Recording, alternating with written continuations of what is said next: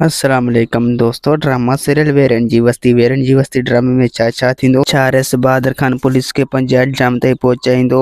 छा डीएसपी ज़र अली बिजार खान खां पलांदो वठंदो। छा रेस बहादुर खान बिजार खान के फुल इजाज़त ॾेई छॾींदो त साला जी भेण सां शादी कर। छा रेस बहादुर खान जी पुट शरद खान आज़ाद थींदो। दोस्तों तव्हांखे सॼी कहानी ऐं अपडेट इन नंढड़ी ऐं छोटी वीडियो में ॾियण वारा आहियूं। दोस्तों वीडियो खे आख़िर ताईं ॾिसंदा मुंहिंजे यूट्यूब चैनल ज़मीर जमाली खे लाज़मी सब्सक्राइब कंदा। दोस्तों सब्सक्राइब करण सां पोइ अवां जो बैलेंस करंदो काफ़ी असांजी हौसला अफ़जाई थींदी ऐं तव्हांखे बि वधीक वीडियो ॾिसण वटां मिलंदा। तव्हां जा टाइम वेस्ट कोन पिया करायूं, हलूं था पंहिंजी कहानी ऐं अपडेट जी तरफ़। दोस्तों हाणे तव्हां ॾिसंदो त रेस बहादुर खान जेको आहे ज़र अली सां ॻाल्हाईंदो। ज़र अली खे चवंदो तुंहिंजो भलो इन में आहे त तूं मुंहिंजे पुट शहरोज़ खे आज़ादु कर। अगरि जेकॾहिं तो इन खे आज़ादु न कयो त पोइ मां तोखे कॾहिं बि ज़िंदा न छॾींदुसि। मां तुंहिंजो ईअं बिलो कंदुसि जो तूं आईंदा यादि रखंदे। ज़र अली चवंदो रेस बहादुर खान अगरि जेकॾहिं तव्हां चंड की तव्हां हथ नथा खणो ऐं उनजी मंगणी नथा टोड़ियो जेसीं ताईं मां हथ न कढंदुसि। न ई वरी इन शहरोज़ खान मां अगरि जेकॾहिं तव्हां चांडोकी खे छॾण जी ॻाल्हि न कई त पोइ तव्हांखे तव्हांजो पुट जो लाश मिलंदो। ऐं ॿिए पासे दोस्तों हाणे तव्हां ॾिसंदो त रेस बहादुर खान जेको आहे बिजार खान खे चवंदो त तोखां हाणे जल्दी जेतिरो थी सघे तूं जल्दी इहो कमु करे वठ ऐं तूं साले जी भेण सां शादी करे वठ। अगरि जेकॾहिं तो इहो न कयो त पोइ साल फैसले तां फिरी ऐं उहो असां इनकार करे छॾींदो। पोइ हू फैसले जी भञ कढी करे ऐं संग ॾियण खां इनकार करे छॾींदो। अगरि जेकॾहिं तो ईअं न कयो त पोइ साल असांजे कंध में पइजी वेंदो। ऐं ॿिए पासे दोस्तों हाणे तव्हां ॾिसंदो त साले जी पीउ साले खे मिनतूं कंदो त तुंहिंजो भलो इन में आहे त तूं ज़िन सां शादी कर। अगरि जेकॾहिं तो ईअं न कयो त पोइ मां तोखे ॿीहर वटां कंहिं सां बि संग वठी न ॾींदुसि। साले चवंदो त